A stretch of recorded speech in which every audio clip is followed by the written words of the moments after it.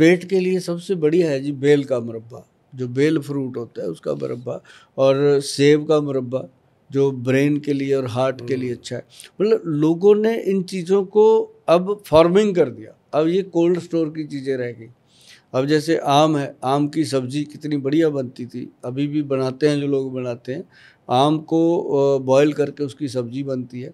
तो ऐसी चीज़ें अगर खाते हैं, अब मैंने बताया अभी बातों बातों के अंदर कि धनिए की चटनी जो है ना जी, ये गले की सबसे बेस्ट, मतलब थायराइड ग्लैंड को ये सबसे खुश रखती है, कभी कुछ होता ही नहीं है। अभी पीछे अनूप जलोटा जी बैठे थे मेरे साथ, मैं कहा सर आप जो इतना सारा दिन सुर लगाते हैं, गाते हैं, आप क्या करते हो गले के लिए?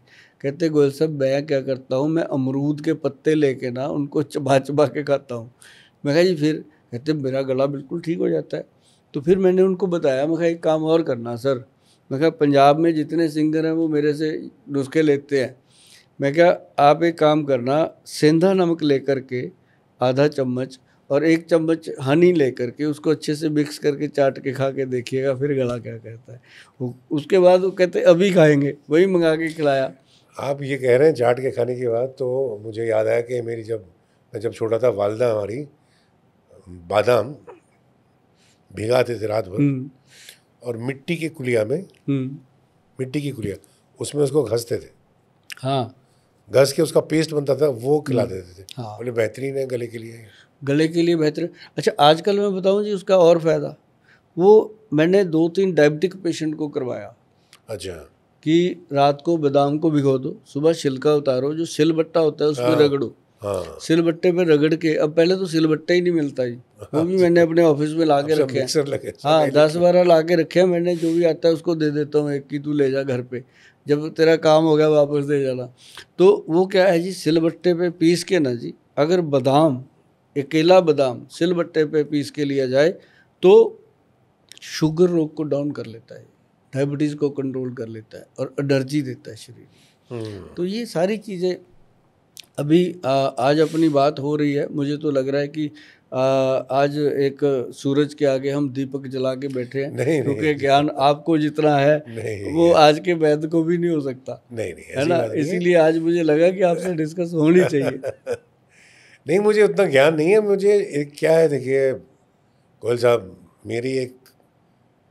मेरा एक फ़लसफ़ा है, जब इंसान समझता है कि मैं सब कुछ जान गया हूँ तो फिर गया, ख़त्म हो गया, फिर खत्म हो गया। मैं कहता हूँ मुझे कुछ नहीं मालूम है, मैं जानना चाहता हूँ। हाँ, ये तो है क्लास। जब आपको ये रहेगा अंदर मादा, मतलब तलाश करने का कि मुझे और सीखना है, क्योंकि ये जो नॉलेज है ये बहुत वसी है, एक किसी के बस की बात नहीं है कि सब समेट लें। तो जितना आप ले सकें, जहाँ से भी मिले वो ले लेना चाहिए। बिल्कुल। और लेने का अगर आप में तलाश रहेगी तो ही आप लेंगे ना, नहीं तो आप नहीं लेंगे। तो बात ये है और कुछ नहीं। अभी ऐसे ही आपका बड़ापन है, ऐसे एक इंटरव्यू सुना था मैंने अमिताभ बच्चन जी का, वो भी सेम आपकी तरह बोलते थे, कहते मुझे आज भी कुछ नहीं आता, मैं अभी सीख रहा हूँ, मैं क्लास का बच्चा हूँ, कहते फर्स्ट का। तो ऐसे लोगों की जब बात सुनते हैं ना जी, तो बहुत ज़्यादा लगता है कि हमें तो फिर कुछ भी नहीं आता।